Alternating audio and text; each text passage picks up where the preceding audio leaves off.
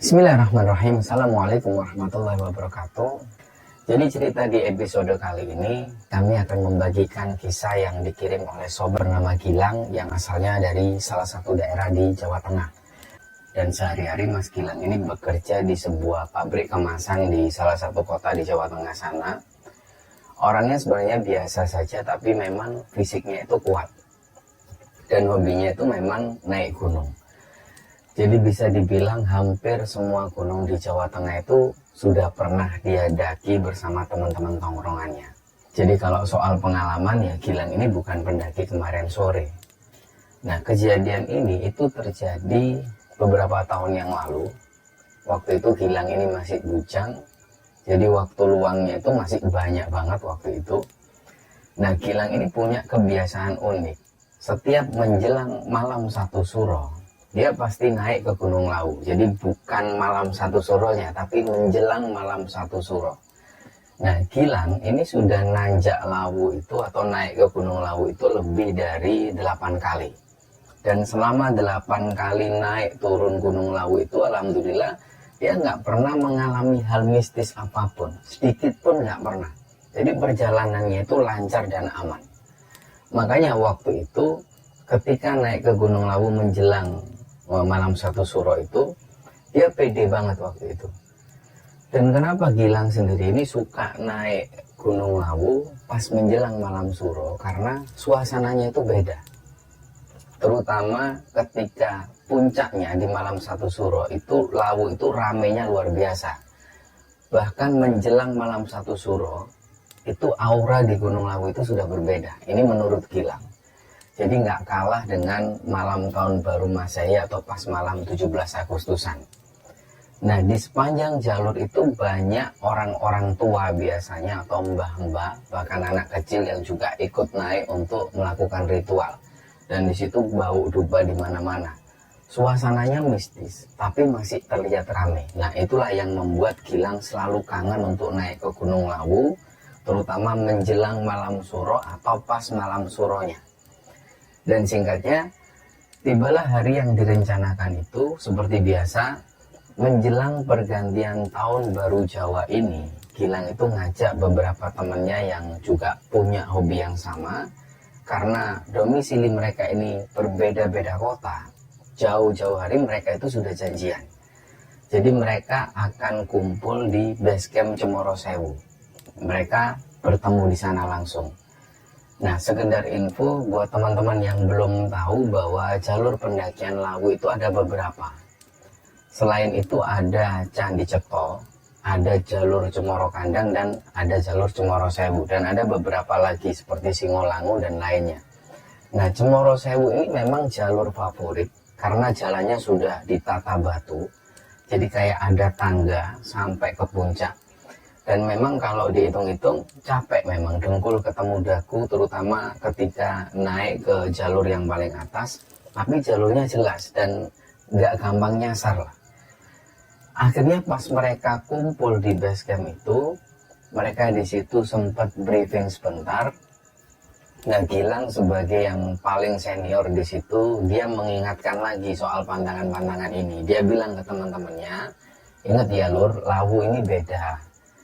Yang penting itu jangan sambat, jangan mengeluh kalau capek, sudah diem aja. Dan yang paling penting jaga mulut, jangan ngomong-ngomong kotor. Nah kenapa Gilang sekali lagi mengingatkan ini? Karena sering kejadian ketika kita naik gunung, perasaan capek di tengah jalan itu selalu membuat emosi naik. Ditambah lagi dingin yang luar biasa. Terus di situ akhirnya keceplosan lah ngomong kasar. Dan ini sangat berbahaya banget ketika naik gunung, terutama di Lawu. Kalau kita berpikir secara rasional, mungkin itu juga yang membuat mental kita itu sering down. Karena mengeluh, sambat, itu yang membuat mental seorang pendaki itu down. Dan akhirnya membuat fisik kita itu juga semakin lemah. Nah jadi pantangan ini itu juga masuk akal bagi beberapa pendaki yang seharusnya dia mematuhi itu sehingga membuat mental kita itu terus semangat. Nah dan ada satu lagi yang ditekankan Gilang waktu itu. Mereka bilang bahwa kalau nanti ketemu burung jalak gading, itu itu sudah biarin aja, jangan diganggu, jangan diusir.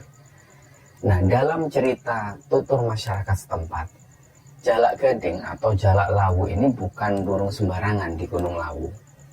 Di situ mungkin teman-teman yang pernah mendaki ke Gunung Lawu pastilah pernah melihat burung ini.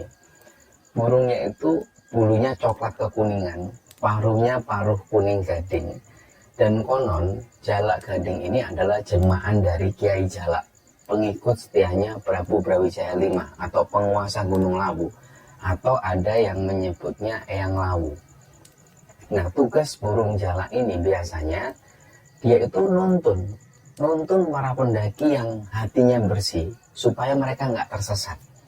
Dan ada salah satu teman Gilang, sebut saja namanya Budi. Si Budi ini mungkin waktu itu karena merasa dia sudah sering naik gunung, dia jujur agak jumawa waktu itu. Pas masih di pintu gerbang pendakian itu, dengan nada bercanda, dia bilang ke teman-temannya, "Alah, udah santai aja lah, kalian jalan duluan gak apa-apa. Lawu ini sudah kayak rumahku sendiri, Lawu ini." Dia ngomong seperti itu niatnya untuk merendahkan Gunung Lawu. Dia niatnya itu menyombongkan diri, bahwa dia bisa. Dia sudah sering kali naik ke Gunung Lawu, jadi Lawu ini dianggap rumahnya sendiri. Sebenarnya ini nggak masalah. Tapi yang membuat hal ini nanti jadi masalah adalah ketika orang merasa jumawa, merasa sombong. Dan dari situ dia ngomongnya ini sambil ketawa-ketawa. Gilang sebenarnya agak terganggu dengan omongannya itu. Di gunung, apalagi di gunung sekeramat Lawu, memang dilarang takabur. Ya, dimanapun sebenarnya kita dilarang takabur, apalagi untuk pendakian ke Gunung Lawu ini. Nah, tapi karena Budi ini memang jam terbangnya juga tinggi, dia lebih sering naik ke Gunung Lawu daripada mereka semua. Ya sudah, Gilang ini cuma diem waktu itu. Akhirnya mereka pun mulai jalan. Singkatnya waktu itu mereka sampai di pos 1 dan ini sudah mulai gelap, sudah menjelang maghrib. Kabut pun juga mulai turun. Pas mereka lagi duduk selonjoran, meluruskan kaki istirahat di sana, tiba-tiba muncullah seekor burung jalak gading ini yang tadi sempat mereka bicarakan. Nah, burung jalak ini langsung hinggap di ranting semak-semak, jaraknya itu deket banget sama tempat mereka duduk. Jadi di situ, ketika mereka melihat ada burung jalak gading, Gilang senang. Dia langsung menyapa burung tersebut, dia bilang, "Kula nuwun, Mbah." Nah, memang ada kepercayaan, inilah adabnya kalau ketemu dengan burung jalak ini ketika mendaki ke Gunung Lawu. Nah, anggapannya kita itu lagi disapa sama tuan rumah. Biasanya kalau Gilang pancing burung itu dengan remah-remah roti atau biskuit, jalak gading itu mau turun dan makan. Jadi memang jinak banget, dan mereka ini atau burung-burung jalak ini kayak nggak takut dengan para pendaki yang ada di sana. Tapi sore itu ketika burung jalak ini muncul, Gilang itu sudah ngelempar potongan roti kecil ke arah burung jalak itu, dan burung ini diam, nggak disentuh sama sekali rotinya. Yang membuat Gilang itu semakin merinding, burung ini kepalanya noleh pelan ke arah mereka semua, dan matanya itu menatap tajam. Jadi kita tahu ya, mata burung itu seperti apa. Harusnya matanya ya seperti mata burung biasa, tapi waktu itu ketika Gilang ini ngelihat sorot mata burung jalak ini, itu beda banget. Sorot matanya itu sinis, tajam banget, bener-bener kayak sorot mata manusia yang lagi marah. Nah, disitulah Gilang ini mulai nggak enak hati. Dia bilang ke teman-temannya, "Udah Lur, ayo siap-siap jalan lagi yuk." Nah, waktu itulah ketika mereka mulai berdiri berkemas-kemas, tiba-tiba burung jalak yang tadinya diam itu tiba-tiba terbang rendah dengan cepat banget. Terus dia ini nyambar ke arah rombongan, dan sasarannya itu si Budi. Langsunglah Budi kaget di situ, dia teriak-teriak sampai dia ini mengucap, "Asu, asu." Nah, ternyata pipi di dekat mata Budi itu kena cakar atau kena patuk si burung tadi. Pokoknya yang jelas ada bekas goresan merah yang agak memanjang dan rasanya perih banget. Burung itu setelah nyambar, dia langsung terbang lagi masuk ke hutan. Pokoknya hilang, nggak kelihatan lagi, tertutup kabut. Disitulah suasananya ini langsung hening. Budi wajahnya langsung pucat. Ini bukan cuma karena dia merasakan perih di wajah, tapi dia sadar ini serangan burung ini bukan serangan biasa. Ini pertanda buruk. Nah, Gilang di situ cuma bisa ngelus dada, ya dia berharap semoga nggak ada kejadian yang lebih parah lah setelah itu. Karena mereka ini baru saja naik. Dan karena waktu itu sudah maghrib, mereka memutuskan untuk sholat dulu di area datar di dekat pos 1 sebelum mereka ini melanjutkan jalan lagi. Dan karena tempatnya sempit, bukan lagi di pos 1, akhirnya mereka itu gantian sholatnya. 3 orang sholat duluan sendiri-sendiri. Nah, giliran kloter kedua tinggal Gilang sama satu temannya lagi, sebut saja namanya Anto. Jadi di situ Gilang dan Anto ini sholat berjamaah. Gilang jadi makmumnya dan Anto yang jadi imam. Ya awalnya seperti biasa, normal saja mereka sholat, mereka gelar matras dijadikan sajadah. Tapi pas masuk rakaat pertama, pas Anto ini mulai membacakan Al-Fatihah yang suaranya dikeraskan itu, Gilang tiba-tiba merasa bulu kuduknya itu berdiri semua. Karena suasananya itu sunyi banget, cuma ada suara angin hutan. Dan di telinga kiri Gilang, dia mendengar ada suara gesekan kayak semacam orang yang bergerak lah. Jadi ada suara orang yang kayak mengikuti gerakan sholatnya mereka. Dan suaranya itu bukan cuma 1 atau 2 orang, tapi banyak di belakang ini. Nah, Anto yang jadi imam pun itu juga suaranya ini mulai gemetaran. Rupanya Anto juga merasakan hal yang sama. Anto merasa di belakang punggungnya ini bukan cuma Gilang yang jadi makmumnya, dia merasa kayak ada puluhan orang yang ikut berbaris di belakang mereka. Padahal di area itu ini cuma ada rombongan mereka. Dan puncak-puncaknya ketika Anto selesai membacakan walad dolin, secara refleks Gilang mengucap amin. Tapi yang mengucap amin ini bukan cuma Gilang. Jadi terdengar dari arah belakang itu mereka amin. Suaranya rame banget kayak suara bapak-bapak. Nah, Gilang gemetaran di situ, kakinya langsung lemes. Dia sempat mau membatalkan sholatnya. Akhirnya dipaksakan sampai selesai, sampai salam. Begitu salam, assalamualaikum warahmatullahi wabarakatuh, assalamualaikum warahmatullahi wabarakatuh. Gilang ini langsung noleh ke belakang, dan di belakang gak ada siapa-siapa selain teman-temannya yang waktu itu lagi duduk bengong ngeliatin Gilang dan juga Anto. Nah, teman-temannya yang lain ketika ngelihat Gilang dan Anto yang wajah mereka itu pucat bingung, terus pas tadi sholat itu kok kayak buru-buru banget, ternyata teman-teman yang duduk ini yang nungguin di belakang itu gak dengar suara amin yang rame tadi. Cuman Gilang dan Anto ini memang mendengar jelas. Disitulah mereka saling pandang, tapi mereka sepakat untuk nggak cerita dulu supaya mental yang lain ini nggak down. Terus Gilang pun bilang, "Udah lah yuk, ayo jalan lagi yuk ke buru malam." Mereka akhirnya packing lagi dan lanjut jalan menuju ke pos 2. Nah, jalur dari pos 1 ke pos 2 ini itu mulai nanjak dan mulai memasuki hutan yang vegetasinya itu mulai rapat-rapat.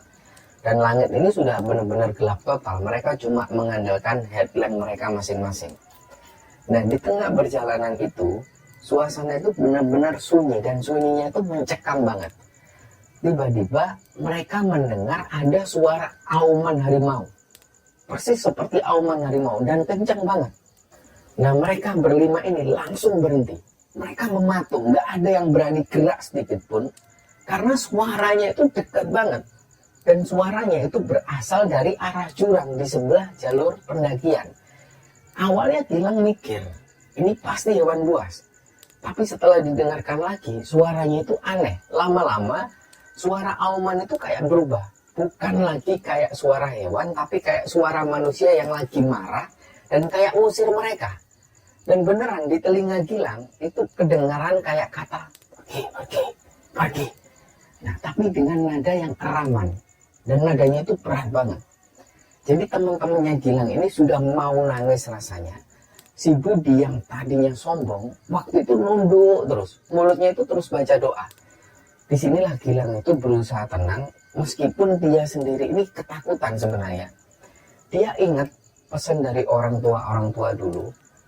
Kalau misalnya ada gangguan semacam itu, ketika kamu naik gunung, kamu bilang aja kulon nuwun atau permisi atau ngucap salam. Jadi disitulah Gilang memberanikan diri, dia ngadep ke arah sumber suara itu, persis di arah jurang. Terus dia ngomong dengan keras, "Nuwun sewu nggih Mbah, kami cuma numpang lewat. Niat kami ini baik, mau sowan ke puncak Gunung Lawu. Nuwun tolong jangan diganggu Mbah." Nah, Gilang akhirnya mengucap salam, "Assalamualaikum warahmatullahi wabarakatuh." Tapi nggak lama setelah suara auman misterius itu hilang, tiba-tiba ada angin kencang banget, dan langsung disusul dengan hujan yang deras banget. Gilang langsung teriak ke teman-temannya, "Mantal, keluarin mantal, pakai mantal semua." Mereka akhirnya buru-buru bongkar tas, terus ngeluarin jas hujan plastik yang sempat mereka beli di bawah tadi.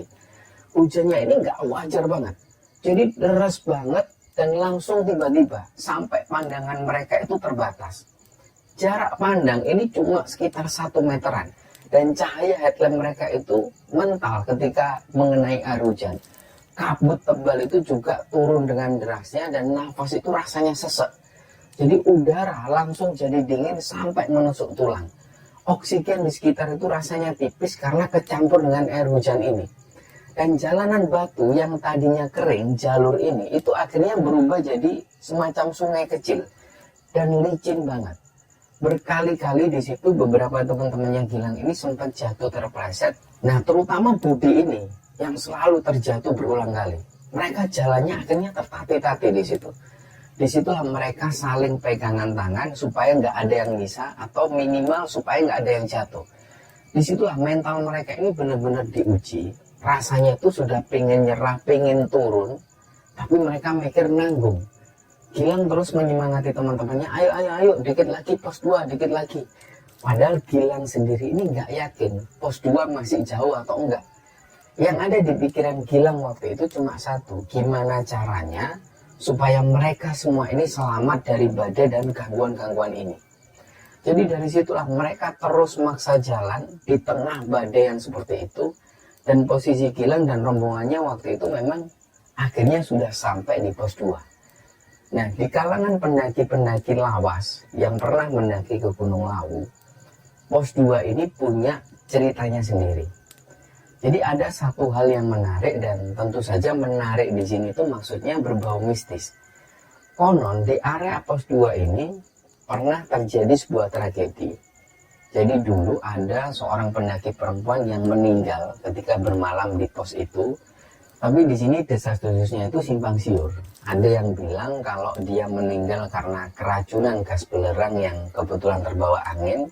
Ada juga yang bilang kalau dia ini kena hipotermia parah karena perlengkapannya nggak memadai. Dan Gilang tahu tentang cerita itu, tapi dia memilih diem. Dia nggak mau menambah beban mental teman-temannya yang wajah mereka sudah pucat semua, terutama juga mereka kedinginan kena badai ini. Akhirnya setelah berembuk sebentar, mereka memutuskan nggak akan nunggu hujan reda, karena hujannya ini belum juga reda. Dan kalau nunggu hujan reda, bisa-bisa mereka kemalaman di jalan dan malah semakin kedinginan. Akhirnya Gilang teriak lagi ketika di pos 2 itu, "Ayo jalan lagi yuk, gas, pelan-pelan aja asal selamat." Akhirnya mereka pun jalan meninggalkan pos 2 menuju ke pos 3. Nah, di trek inilah kejadian aneh itu menimpa mereka secara massal. Entah gimana awalnya, tiba-tiba mereka semua itu mengalami situasi yang blank. Jadi pikiran mereka itu sempat kosong, badan mereka itu kayak jalan sendiri, tapi kesadaran itu kayak dicabut separuh. Dan anehnya, ini dirasakan sama semua orang rombongan itu, termasuk Gilang sendiri juga merasakan itu. Jadi nggak ada yang ngobrol, nggak ada yang mengeluh, dan nggak ada yang bersuara. Suara langkah kaki mereka itu nyaris nggak kedengaran dengan suara badai ini. Jadi mereka jalan nunduk, tatapan mereka itu kosong menatap jalan yang ada di sana. Mereka jalan benar-benar kayak orang linglung, nggak tahu arah, nggak tahu tujuan. Sampai tiba-tiba salah satu teman Gilang yang ada di tengah-tengah itu, dia ini tiba-tiba sadar. Dia langsung melihat ke depan dan dia kaget. Ternyata jalur yang mereka lewati itu sudah melenceng. Jadi mereka jalannya itu mengarah ke bibir jurang. Beberapa langkah lagi mereka jalan, pasti sudah selesai. mereka pasti masuk jurang. Dan seketika itu juga temannya ini teriak, "Woi, berhenti, berhenti, berhenti, istighfar, istighfar, baca doa. Kita ini sudah dekat sama jurang." Nah, sontaklah ketika salah satu temannya ini teriak, Gilang dan yang lain itu kayak orang yang baru bangun tidur. Jadi mereka langsung melihat ke arah kanan, kiri, dan benar. Di depan mereka itu sudah jurang. Kaki mereka di situ langsung lemas, mereka terduduk di situ. Dan kalau saja temannya tadi ini telat sadar, misalnya 5 detik saja dia telat ngomong seperti itu, bisa dipastikan mereka semua masuk jurang. Akhirnya di situ ketika tahu mereka sudah di dekat bibir jurang, mereka langsung mundur, cari tempat yang agak rata, terus mereka duduk. Dan ketika semuanya duduk itu, nafas mereka itu ngos-ngosan, saking shocknya. Nah, mereka di situ mulai baca-baca doa, mereka zikir sebisanya untuk mengembalikan kesadaran. Ketika di situasi itu mereka nggak ada yang membahas satupun, mereka diam. Dan pas lagi hening-heningnya mereka berdoa itu, tiba-tiba dari arah hutan, tepatnya di atas tebing itu terdengar suara. Ada suara, woi. Itu suara teriakan laki-laki, kenceng banget, tapi aneh. Suaranya itu kayak parau. Dan ini bukan suara teriakan minta tolong, ini cuma orang yang teriak. Nah, kayak orang iseng yang lagi teriak di gunung lah. Tapi nadanya itu membuat bulu kuduk mereka itu berdiri. Apalagi setelah mereka mengalami kejadian yang mau masuk jurang ini. Dan Gilang yakin ini bukan suara pendaki lain. Gak ada manusia yang teriak-teriak parau di tengah kondisi badai yang semacam itu. Apalagi ini lokasinya ada di bibir jurang. Nah, karena rasa takut yang sudah bercampur dengan rasa capek, emosi mereka ini mulai nggak stabil. Trek pendakian yang semakin curam dan batu-batu yang sudah mulai licin itu membuat mereka ini sering kepleset ketika mereka melanjutkan jalan lagi. Nah, mulai dari situ keluarlah omelan-omelan, keluarlah mengeluh-mengeluh. Ya wajar, ini namanya manusia. Kalau mereka sudah mulai merasa capek, ya pasti ngedumel. Meskipun masih dalam batas wajar. Singkatnya, ketika mereka jalan tadi, mereka itu sempat mencari siapa yang teriak "we" tadi. Nah, mereka itu kaget ketika mereka tahu bahwa sumber suara yang orang teriak "we" itu tadi berasal dari jurang. Dan ini nggak masuk akal sekali. Dan singkatnya mereka terus jalan dan sampailah mereka di pos 3. Di pos 3 itu situasinya sepi. Nah, ketika berada di pos 3 itu, di pojokan pos, ada satu orang pendaki laki-laki duduk sendirian di situ. Dia duduk sambil meluk lututnya. Yang aneh adalah kondisi si pendaki ini tuh kering. Padahal di situ hujan ini masih deras banget.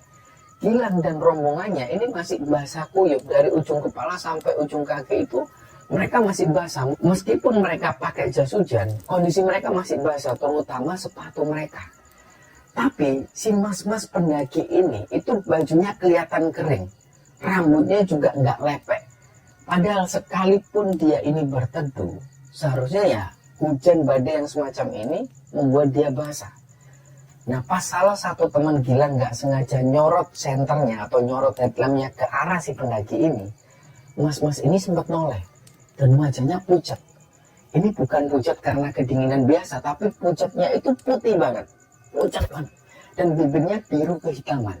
Benar-benar kayak mayat yang didudukkan di situ. Dan tatapannya itu kosong banget. Gilang sebagai ketua rombongan di situ, dia langsung jalan ke depan dan mencoba untuk ramah. Dia sapa lah mas-mas ini. Loh mas, kok sendirian? Apa mau bareng aja sama kita? Ayo mas, naik bareng-bareng aja. Kami ada tenda tambahan kok.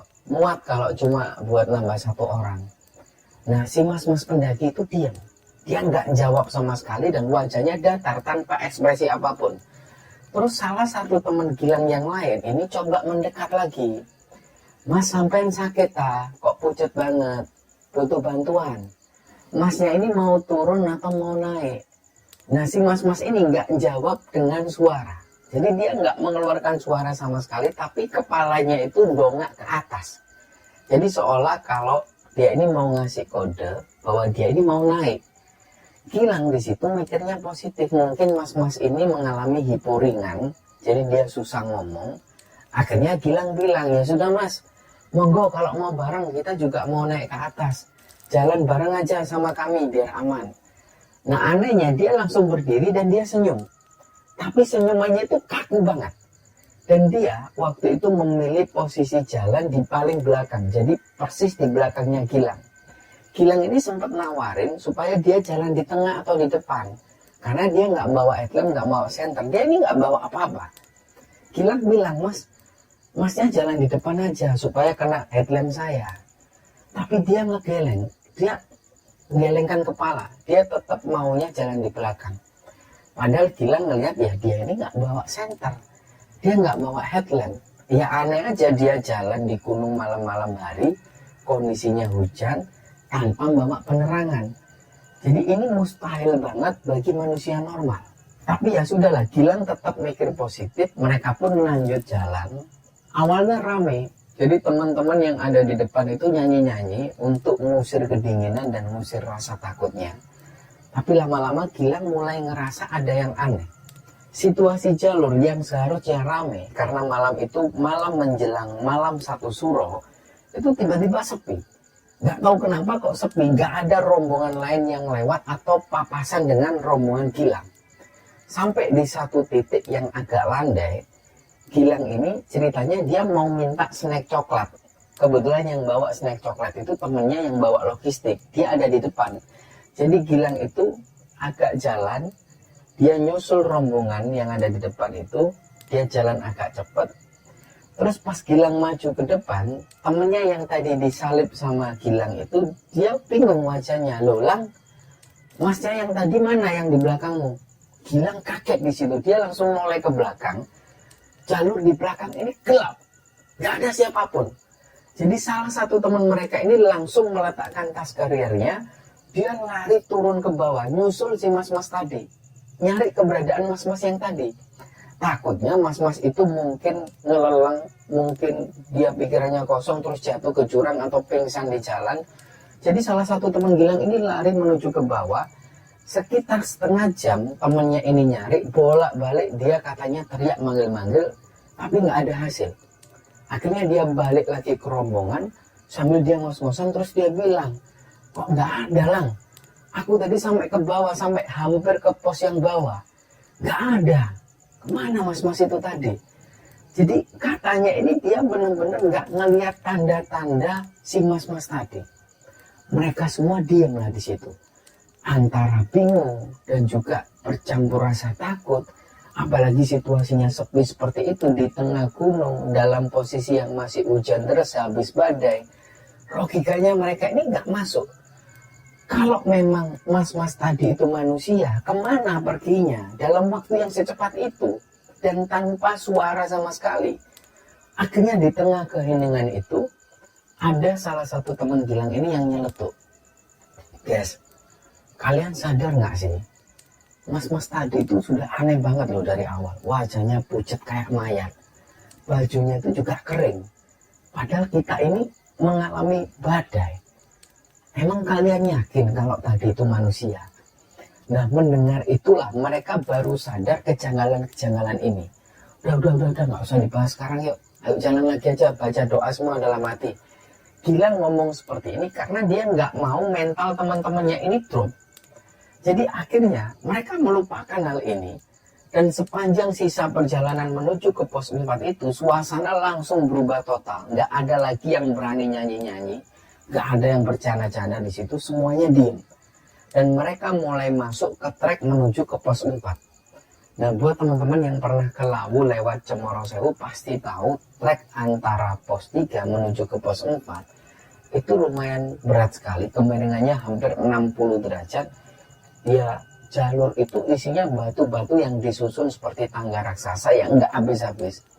Jadi posisi yang hujan itu masih deras, mereka juga kedinginan, capek, apalagi mereka baru saja mengalami ketemu makhluk halus dan masih harus nanjak tebing batu yang curam.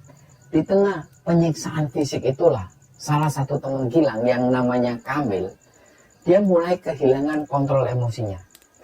Si Kamil ini aslinya dia Mojokerto, jadi logat Surabayanya itu kental banget.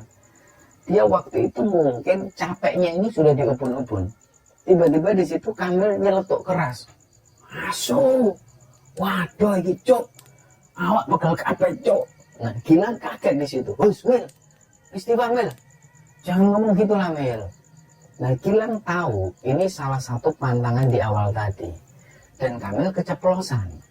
Dia bilang nggak boleh sambat dan nggak boleh ngomong kotor gitu. Tapi Kamil ini mungkin karena dia sudah capeknya di ubun-ubun, dia nggak peduli. Dia tetap meso-meso seperti itu dan jalanan ini makin terjal. Kurang konsentrasi sedikit, selesai. Sudah pasti mereka akan tergelincir ke lembah. Nah Gilang ngelihat gelagat Kamil itu agak membahayakan. Jadi dia itu jalannya sudah mulai agak sempoyongan. Apalagi dia bawa karier yang isinya juga besar.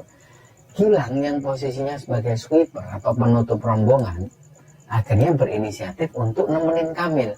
Dia bilang ke Kamil, Mil, udah kamu sama aku, kamu istirahat dulu biar anak-anak jalan duluan, nanti kita nyusul. Akhirnya 3 teman yang lain ini lanjut jalan, sementara Gilang dan Kamil berhenti di situ karena Gilang niatnya mau nemenin Kamil. Gilang tahu Kamil ini capek. Akhirnya di situ Kamil langsung duduk. Dia memilih duduk di sebuah batang pohon yang tumbang. Lokasinya ada di pinggir jalur persis. Dan nggak sampai 10 menit mereka istirahat di situ. Kamil yang tadinya ngos-ngosan ngatur nafasnya itu tiba-tiba dia nunduk. Dia diam di situ. Terus terdengarlah suara tangisan. Gilang bingung. Awalnya Gilang itu merinding. Kok kayak ada orang nangis. Dia tolak kanan kiri. Ternyata yang nangis ini Kamil. Loh Mil, kamu kenapa nangis Mil? Kamil nggak jawab. Dan di situ tangisan Kamil ini malah semakin menjadi-jadi. Itu nangisnya ini sesungguhan kayak anak kecil yang habis dipukuli. Suaranya itu sedih banget. Gilang di situ mulai panik. Dia pegang pundak Kamil. Mil, hei Mil, sadar Mil. Kenapa kamu itu? Pelan-pelan Kamil ini ngangkat kepalanya. Dan pas Kamil ngelihat ke arah Gilang, Gilang langsung deg-degan karena matanya itu melotot ke arah Gilang. Tapi tatapannya itu kosong. Wajahnya yang tadi merah karena capek itu langsung berubah pucat. Dan suara Kamil ini suaranya itu berubah jadi lebih cempreng dan kayak orang yang lagi marah. Nah tiba-tiba Kamil ini nunjuk-nunjuk ke arah jurang yang ada di bawah. Terus Kamil itu ngomong seperti ini. Kenapa kalian tinggal aku di sini? Gilang bingung, loh maksudmu apa Mil? Siapa yang meninggal? Kita kan dari tadi bareng terus, berangkat dari bawah. Aku kan nggak ninggal kamu, kan cuma teman-teman yang berangkat. Aku masih nungguin kamu di sini. Tiba-tiba Kamil itu teriak, dan teriakannya histeris banget. Dia teriak, kenapa kalian tinggal aku? Aku di sini sendirian, kedinginan. Kalian semua itu kalian semua itu setan. Gilang akhirnya mundur. Dia kaget banget dengar Kamil yang ngamuk-ngamuk seperti itu. Dalam hati Gilang dia sempat mikir, ini anak kenapa jadi stres kayak gini? Dia ini kenapa kok menyebalkan kayak gini? Sudah ditemenin, dia malah ngamuk-ngamuk seperti ini. Gilang jujur waktu itu sempat jengkel dan dia mau marah balik ke Kamil. Kamil di situ masih teriak-teriak, kalian semua itu blok. Aku mati di sini kedinginan gara-gara kalian tinggalin aku sendirian, bang. Nah pas mendengar kata mat, itulah Gilang langsung sadar, fix ini bukan Kamil. Jadi Kamil ini lagi kerasukan. Gilang langsung megang kepala Kamil, dibacakan ayat kursi dan surat-surat pendek sebisanya Gilang, sambil ditekan-tekan titik-titik sarafnya. Sudah waktu itu Gilang ini ngawur. Dia nggak pernah menyembuhkan orang kerasukan, tapi yang penting dia bacakan ayat kursi, dia bacakan ayat-ayat pendek. Langsung Gilang ini teriak di telinganya Kamil, Mil, sadar Mil, istighfar, istighfar. Nah disitulah tubuh Kamil ini kejang, terus dia ngelemes. Akhirnya dia ambruk. Dan nggak lama Kamil buka mata. Di situ dia ini kayak orang yang baru bangun tidur. Dia bingung Kamil ini. Terus akhirnya dia tanya ke Gilang, loh Lang, kok kita masih di sini? Ayo Lang, anak-anak mana Lang? Jadi Kamil ini benar-benar nggak inget barusan dia ngapain. Gilang sempat tanya, kamu itu barusan ngapain? Kamil masih nolak toleh. Di situ Gilang semakin yakin kalau Kamil ini baru saja kerasukan dan dia nggak sadar kalau dia kerasukan. Suara Kamil ini juga sudah berubah jadi normal. Jadi Gilang akhirnya memutuskan untuk merahasiakan kejadian ini. Jadi udahlah, nggak usah banyak tanya, Mil, ayo jalan, keburu malam banget ini. Dan di sini Gilang ini sengaja dia nggak mau cerita ke Kamil, karena Gilang nggak mau kalau Kamil semakin takut bahwa dia barusan ditempelin makhluk halus. Nah akhirnya Gilang jalan, dia berusaha nyusul teman-temannya yang sudah agak jauh di atas. Kondisi Kamil waktu itu sudah kembali normal, fisiknya itu juga sudah kelihatan segar. Nah dasarnya si Kamil ini orangnya dia nggak bisa diem. Pas ngelihat jalur sepi itu, dia inisiatif teriak untuk ngasih kode ke teman-temannya. Mungkin teman-temannya ada di atas atau ada di depannya. Jadi Kamil ini teriak, woi, dan nggak ada jawaban. Kamil teriak lagi di situ, woi, tunggu, woi. Mereka nunggu balasan sautan dari teman-temannya yang mungkin masih ada di atas. Tapi belum jalan berpuluh meter, mereka jalan dari Kamil yang teriak itu, mereka mendengar ada suara perempuan yang ketawa cekikian. Dan suara perempuan ini ada dua perempuan. Yang satu itu jelas banget suaranya itu kayak perempuan dewasa, melengking banget. Yang satunya lagi ini suara anak kecil perempuan. Nah mendengar suara itu, Gilang dan Kamil itu langsung diam.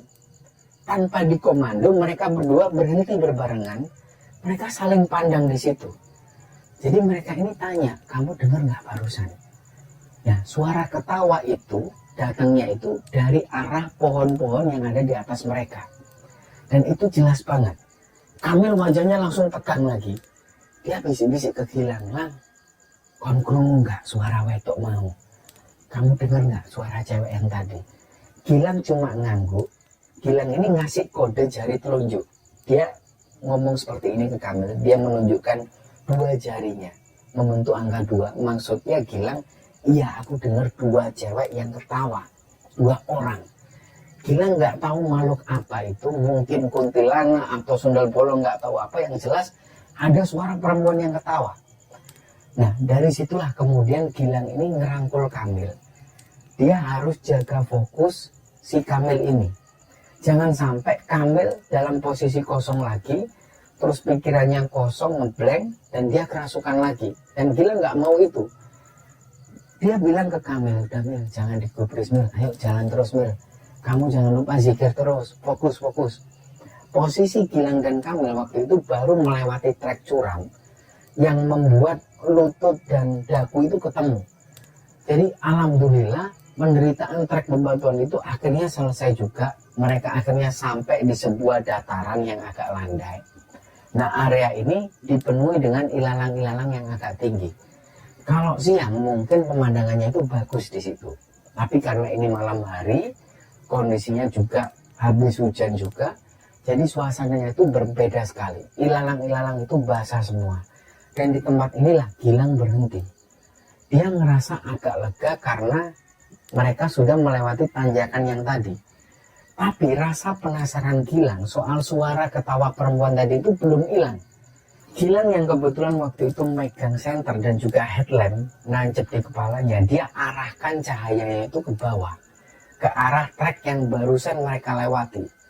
Dia mau memastikan bener nggak sih ada orang di bawah sana, atau jangan-jangan memang itu suara makhluk halus. Senternya ini disorot ke kanan kiri ke arah semak-semak dan memang nggak ada siapa-siapa. Yang ada itu cuma jurang di sisi kiri dan juga kanan mereka, dan juga hamparan ilalang.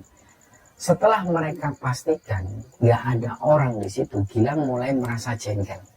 Dan rasa keselnya si Kamil ini akhirnya nular juga ke Gilang. Gilang juga merasa jengkel.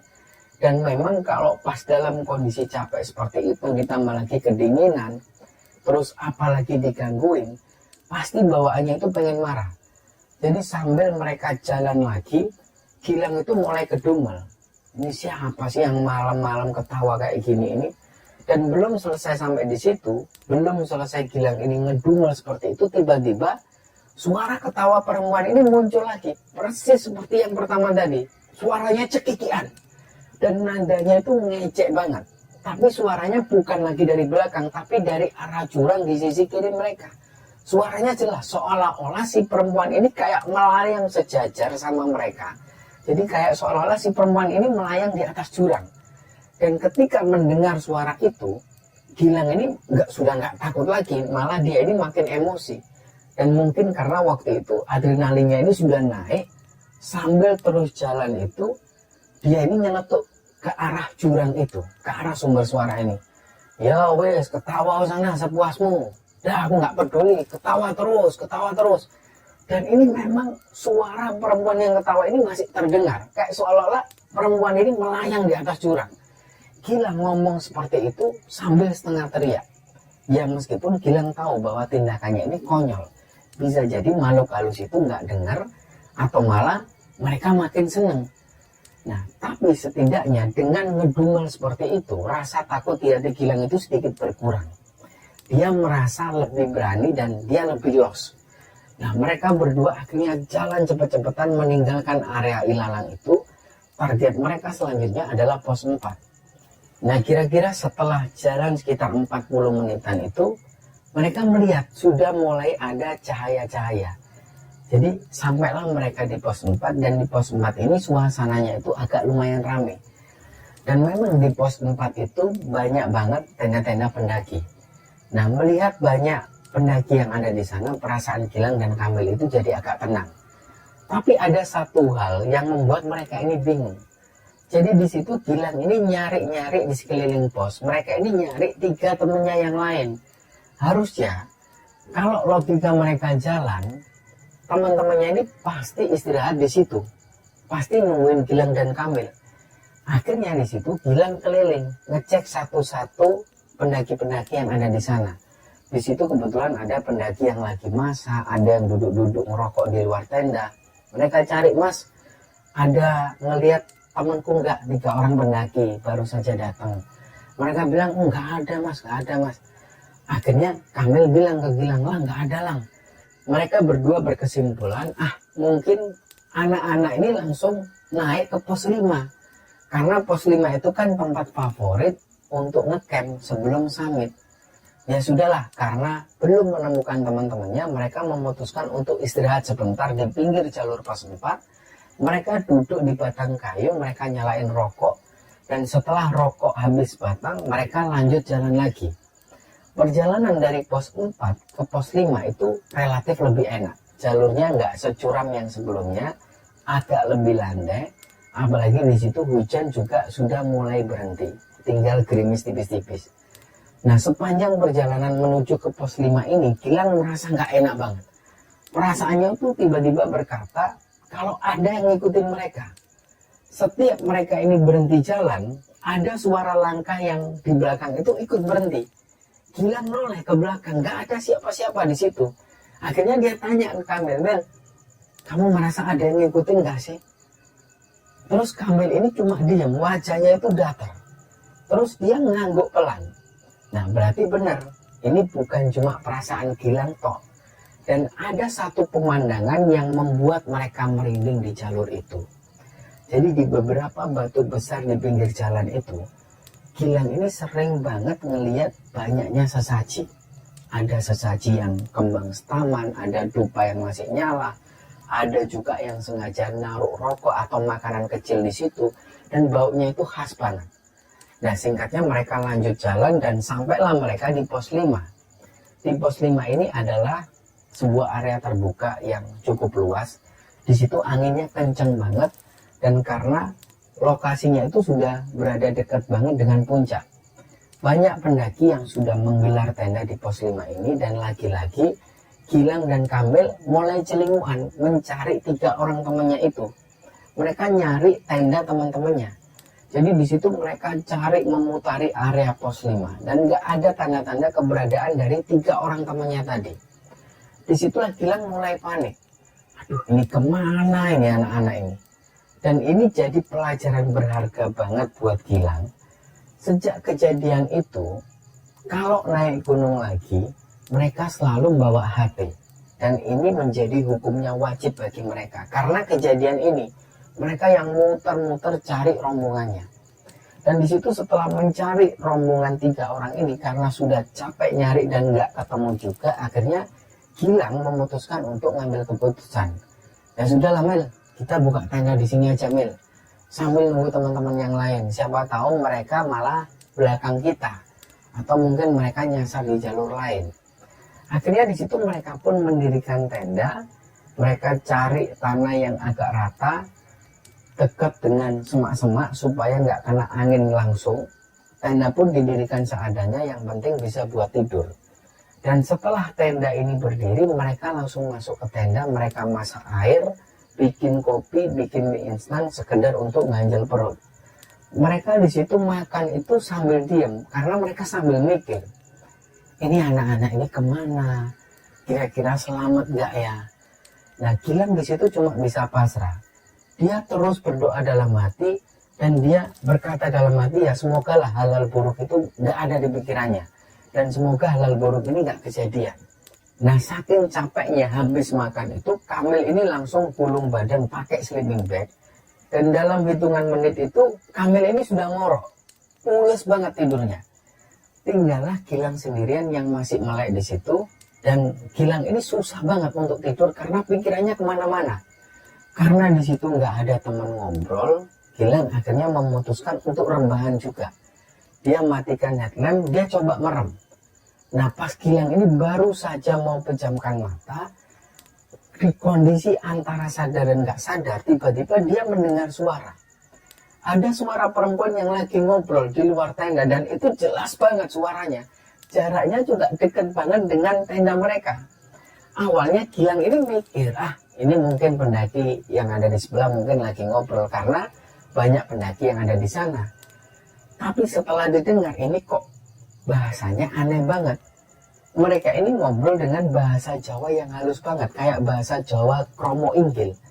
Dan nadanya itu kayak nada anak kecil yang lagi mainan. Ayo, ayo, digawoten mriku. Kayak seperti itu. Dan karena penasaran, Gilang ini bangun. Dia bukalah pintu tendanya itu, dia intip keluar. Nah, di luar tendanya persis, ini di hadapan Gilang persis, tepatnya di sebelah semak-semak itu, Gilang melihat ada dua gadis perempuan. Yang satu itu perawakannya remaja, mungkin sekitar umurannya 15 tahunan. Terus yang satu lagi ini masih kecil, kayak anak TK lah, sekitar umuran 5 tahunan. Nah, yang membuat Gilang itu kaget, ini ada anak kecil di jam-jam yang seperti itu, di gunung, di pos 5, dan juga dengan penampilan mereka yang aneh. Jadi mereka berdua ini itu pakai baju adat. Si remaja yang pakai kebaya model lama, dia pakai jarik batik dan rambutnya itu disanggul rapi, persis kayak dandanan Ibu Kartini, kayak di karnaval-karnaval. Sedangkan yang anak kecil yang TK itu, dia pakai baju seperti putri keraton, ada aksesoris di kepalanya. Bajunya juga kebernapan ketika kena pantulan cahaya bulan yang samar-samar itu. Dan ditambah lagi, suhu di pos 5 waktu itu mungkin sekitar 5-10 derajat. Dingin banget. Gilang yang waktu itu pakai jaket tebal, dia masih kedinginan. Tapi dua gadis ini, mereka itu pakai baju tipis. Jadi kebaya itu kan tipis, kain jarik juga tipis. Mereka nggak pakai jaket sama sekali, dan mereka duduk santai di atas batu. Ngobrol mereka sambil senyum-senyum, seolah-olah mereka itu lagi duduk di teras rumahnya sendiri. Nggak kelihatan kedinginan sama sekali. Gilang itu sempat ngocek-ngocek matanya, dia pikir dia ini berhalusinasi. Tapi pas dilihat lagi, ya dua gadis ini masih di situ, nyata banget. Saking kaget dan takutnya, Gilang langsung balik badan, dia guncang-guncangkan lah tubuh Kamil. Mil, tangi Mil, bangun Mil. Kamil itu waktu itu sempat mengelihat, tapi matanya itu masih merem. Apa sih, aduh, ngantuk lang. Itu lo Mil, doan Mil. Ono arep wedok nang njaba Mil. Itu lo lihat ada anak cewek di luar Mil. Gilang ini sambil nunjuk ke arah luar tenda. Tapi dasarnya si Kamil ini nyawanya belum genap. Dia malah ngeracau nggak jelas. Dan Gilang gemes waktu itu, dia tepuklah pipi Kamil agak keras. Mil, sadar Mil. Akhirnya disitulah Kamil ini melek. Dia bingung ngelihat wajah Gilang yang tegang. Ono apa Gilang? Itu loh Mil. Di luar ada dua cewek. Mereka itu dandanan kayak Kartinian, coba kamu lihat. Nah, Kamil yang waktu itu masih setengah sadar, akhirnya dia ngikutin Gilang, dia ngintip keluar. Gilang itu menyorot senternya ke arah batu tempat dua gadis tadi duduk. Dan di situ nggak ada siapa-siapa. Batu ini kosong, di sekitar juga kosong. Sampai mereka keluar tenda, nggak ada siapapun di situ. Dan dari situlah Gilang mulai lemes, karena dia yakin banget dia tadi itu ngelihat 2 gadis perempuan di situ. Dan jelas banget, bukan bayangan. Kamil ngomong ke Gilang, enggak ada apa-apa nih lo Lang, salah lihat paling kamu. Nah tapi Gilang tahu dia nggak salah lihat.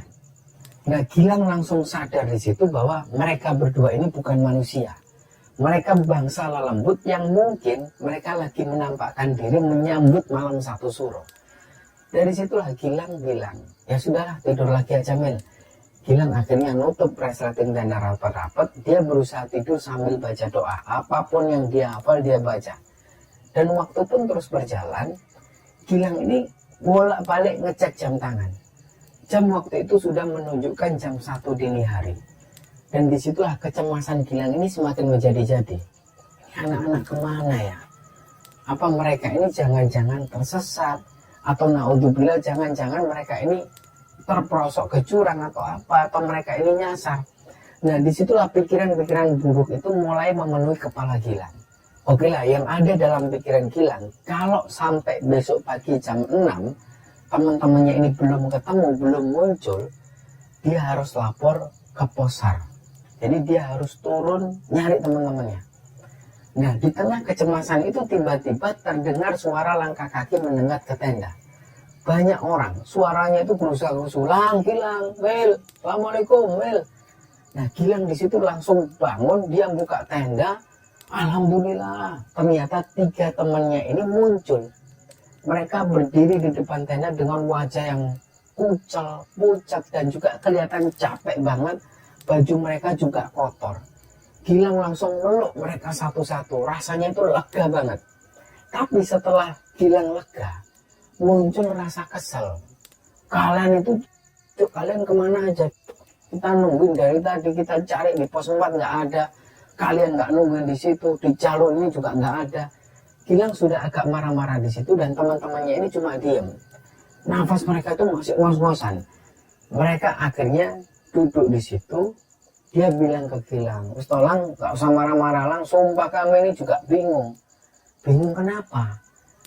Terus salah satu dari mereka ini bilang, kami itu nyasar Lang, kami mengalami kejadian yang aneh. Jadi kami itu sempat diputer-puter di hutan. Nah ternyata Gilang sadar bahwa bukan cuma Gilang dan Kamil yang diteror malam itu. 3 temannya ini juga mengalami hal yang gak kalah mengerikan. Dan kejadiannya itu hampir bersamaan dengan yang dialami oleh Gilang dan Kamil. Singkat cerita, setelah Gilang marah-marah, dia sedikit lega. Karena teman-temannya selamat semua. Mereka langsung bergerak cepat. Karena tenda Gilang dan Kamil itu nggak muat untuk nampung 5 orang yang badan teman-temannya itu besar-besar semua. Mereka akhirnya mendirikan 1 tenda lagi. Tenda waktu itu didirikan seadanya, yang penting ada tenda lain. Dan malam itu benar-benar malam yang panjang dan melelahkan. Fisik mereka benar-benar dihajar habis-habisan oleh trek yang menanjak. Dan mental mereka juga dihajar dengan teror mistis berulang kali. Di situ mereka sepakat, udah ya, wes ceritanya besok pagi aja, sekarang kita istirahat, kita tidur. Pokoknya kita semua kumpul, jangan ada yang keluar sendirian. Akhirnya mereka pun tidur di situ. Dan biasanya pendaki itu rela bangun jam 4 pagi, mereka rela kedinginan demi mengejar sunrise di Argo Dumilang. Mereka biasanya foto-foto.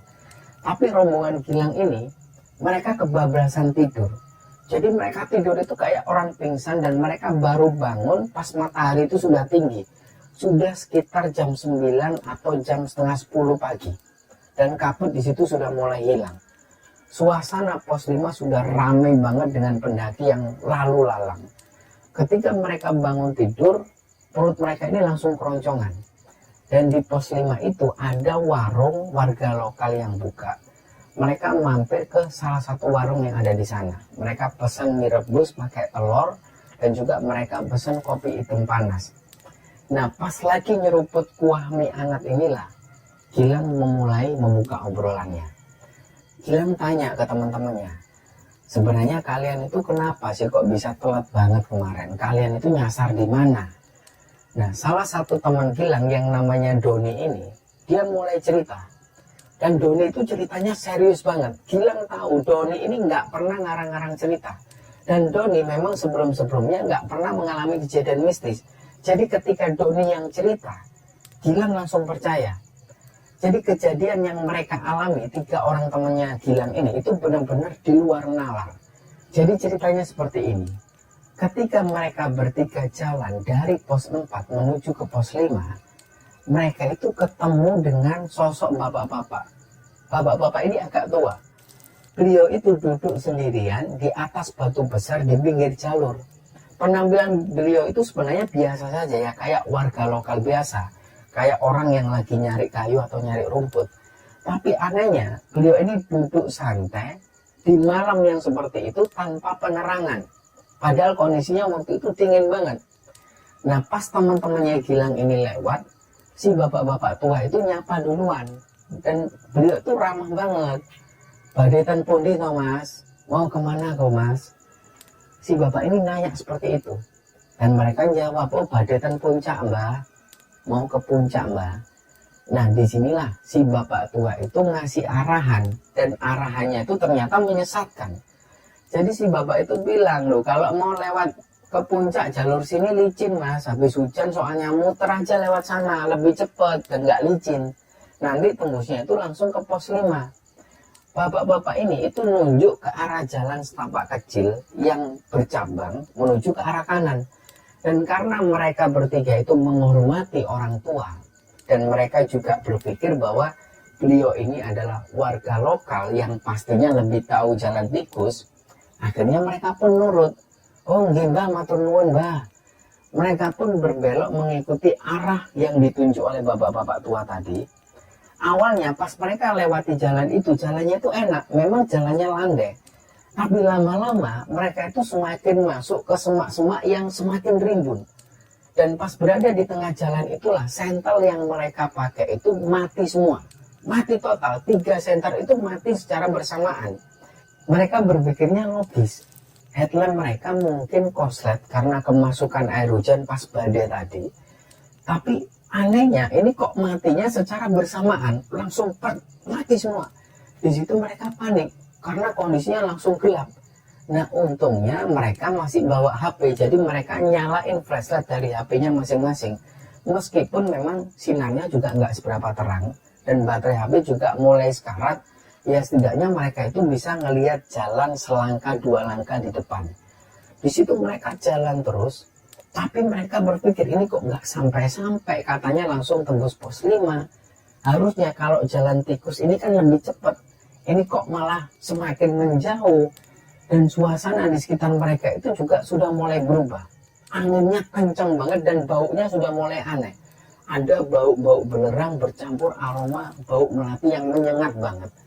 Dan tanpa mereka sadari, mereka itu sebenarnya lagi berjalan menuju ke arah sabana luas yang ada di pinggiran bukit. Jadi di kalangan pendaki Gunung Lawu dan juga di kalangan masyarakat setempat, area di dekat sabana itu dikenal angker. Mereka percaya disitulah letak gerbang gaib yang sering disebut sebagai pasar setan. Jadi mereka ini tersesat di pasar setan. Dan kalau mereka terus jalan mengikuti jalan itu, mungkin mereka bakal memasuki dimensi lain dan mungkin mereka nggak bisa balik pulang lagi. Atau minimal mereka bakal jatuh ke jurang. Karena area sabana itu banyak lubang dan juga tebing-tebing curam. Nah beruntungnya, pas mereka lagi bingung-bingungnya di tengah jalan setapak itu, tiba-tiba dari arah atas, ada sorot senter yang terang banget menyorot ke arah mereka. Woi! Mandek, berhenti. Nah ini adalah suara teriakan dari bapak-bapak. Ternyata si bapak-bapak ini adalah salah satu bapak-bapak pemilik warung di sekitar pos 5. Kebetulan ternyata bapak-bapak itu, ini beliau itu mau turun gunung. Katanya beliau mau ngambil stok barang atau mau pulang ke rumah. Nah si bapak-bapak ini ceritanya beliau itu curiga pas beliau jalan. Karena beliau melihat dari kejauhan ada semacam cahaya kelap-kelip di jalur yang salah. Dan ini bukan jalur pendakian. Nah disitulah 3 orang teman-temannya Gilang ini kaget ketika diteriaki seperti itu. Mereka langsung berhenti dan si bapak-bapak ini bilang, balik. salah dalan kowe, balik, ayo balik. Bapak itu sambil nyamperin mereka. Akhirnya mereka bertiga ini putar balik dan mereka setengah berlarian nyamperin suara bapak-bapak tadi. Pas ketemu si bapak-bapak ini, mereka dimarahi habis-habisan oleh si bapak-bapak ini. Kalian itu di mana toh mas? Itu jurang toh mas. Doni dan teman-temannya ini menjelaskan dengan polos. Iya pak, maaf pak, tadi nggak tahu pak. Karena tadi itu di bawah ada bapak-bapak tua yang nyuruh kami lewat sini. Katanya ini jalan pintas. Nah, mendengar penjelasan itu, wajah si bapak-bapak ini langsung berubah datar. Dia geleng-geleng kepala, wes ayo naik lagi ke jalur utama, ayo saya antar. Untung loh saya lihat kalian. Nah, disitulah mereka lemes dan mereka baru sadar kalau mereka ini baru saja dikerjain oleh penghuni Gunung Lawu. Hampir saja mereka itu hilang.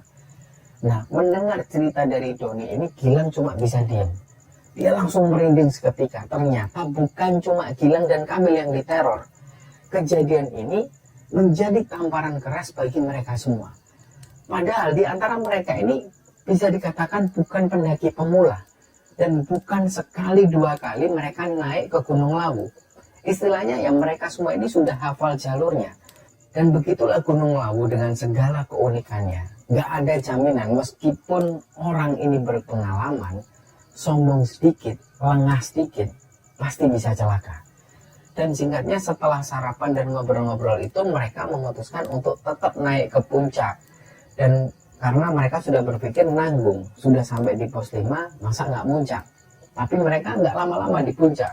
Mereka cuma foto-foto sebentar, mereka berdoa, terus mereka langsung turun lagi hari itu juga. Mereka ngejar waktu supaya nggak kemalaman lagi di hutan. Nah, perjalanan turun itu relatif lancar dan mereka lebih banyak istirahatnya. Dan sampai sore hari, mereka ini sudah melewati pos-pos yang semalam itu memang benar-benar horor. Tapi karena kondisi fisik mereka yang sudah capek banget, langkah mereka itu jadi pelan dan banyak istirahatnya. Hasilnya, target buat sampai ke base camp sore hari itu akhirnya meleset. Jadi di situ matahari ini mulai terbenam pas mereka masih di antara pos 2 dan pos 1. Gilang dan Kamil jalan paling belakang. Mereka sebagai sweeper, mereka jaga-jaga supaya nggak ada yang ketinggalan. Nah, pas mereka lewat di satu tikungan yang tajam, di sebelahnya yang langsung jurang itu, di pinggir jurang itu berdiri sosok laki-laki. Gilang sempat menyorotkan senternya tipis-tipis ke arah sosok yang berdiri itu, dan sosok yang berdiri ini itu menghadap ke arah jurang. Punggungnya itu membelakangi Gilang. Jadi si laki-laki ini dia nggak bawa tas, nggak bawa apapun, dan pas sosok itu agak nyerong sedikit, Gilang langsung mengenali wajah si laki-laki ini. Nah di situ Gilang ini langsung merinding. Dia berpikir loh, ini kan pendaki yang kemarin malam ngikutin mereka dari pos 3. Sosok yang tiba-tiba hilang itu. Nah sosok ini tiba-tiba berdiri di situ, diam, nggak ngapa-ngapain.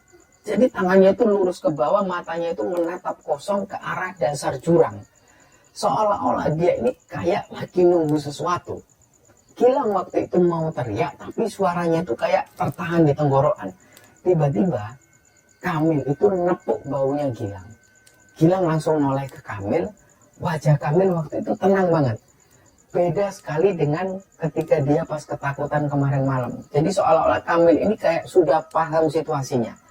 Kamil bisik-bisik ke Gilang. Udah nggak usah dilihat Lang. Udah didoakan aja. Nah Kamil ngomong seperti itu sambil dia ini terus jalan. Matanya lurus ke depan, dia nggak mau noleh ke arah sosok ini. Nah dari gelagatnya, Gilang yakin kalau Kamil ini sebenarnya sudah tahu. Kamil tahu kalau sosok itu sosok yang dia lihat kemarin, bahwa sosok yang bukan manusia itu. Gilang akhirnya mengikuti saran Kamil, dia membacakan Al-Fatihah dalam hati, terus dia jalan melewati sosok itu tanpa noleh lagi. Dia tetap berdiri di situ dan singkatnya mereka sampai di base camp Cemoro Sewu dengan selamat sekitar jam 8 malam. Begitu sampai di base camp itu dia lihat banyak orang, rasanya itu mereka ini kayak baru lolos dari maut. Mereka langsung lapor di pos perizinan, mereka bersih-bersih di sana, mereka sempatkan makan sebentar dan langsung pulang ke rumah mereka masing-masing. Dan sampai detik ini, sampai cerita ini dibagikan oleh Gilang, Gilang nggak pernah cerita ke teman-temannya soal Kamil yang sempat kerasukan di pos 3 itu. Gilang juga nggak cerita soal dia ngelihat 2 gadis keraton di pos 5. Ini nggak diceritakan ke teman-temannya. Dan Kamil sendiri, dia juga memilih bungkam soal apa yang dia rasakan. Jadi kisah pendakian Gilang ini akhirnya ngasih pelajaran berharga bagi kita semua teman-teman, bahwa dimanapun kita berada, apalagi di alam bebas, di gunung, apalagi gunung yang dikeramatkan, kita harus jaga sikap, jaga omongan kita, jangan sombong. Dan yang paling penting, kalau ada pantangan-pantangan dari warga setempat yang diberlakukan di sana secara tidak tertulis, ini sebaiknya dituruti. Karena kita ini bagaimanapun juga adalah sebagai tamu di rumah mereka yang tidak kasat mata. Dan demikian kisah yang bisa kami sampaikan. Mohon maaf jika ada salah-salah kata. Wassalamualaikum warahmatullahi wabarakatuh.